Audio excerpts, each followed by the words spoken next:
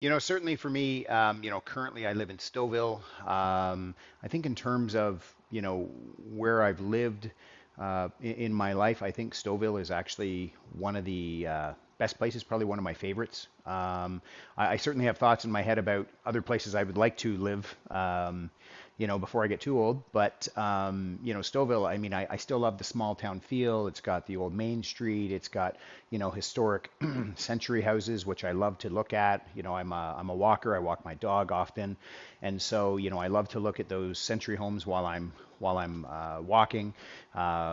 And there's a lot of walking trails, and it takes you literally seconds to get from one end of town to the other.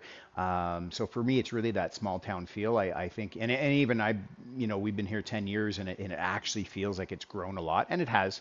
So it's almost getting to a point where it's kind of like too busy. And it's interesting when I door knock people, and people that there's a migration, right? That depends on which side of the city you're on. And people from Toronto tend to go to Vaughan, then from Vaughan they go to King City, maybe Oak Ridges or up to Bradford, and then on the east side of the city, it's Scarborough. Then they tend to go to Markham. Then they tend to come to Stouffville. Then they tend to go to Mount Albert. Then they tend to go to Georgina. And this is, I've been seeing this for years when I talk to people at the door. It's very, very rare. It's the rare occurrence where people crisscross across the city. Most times they just migrate directly north of where they are.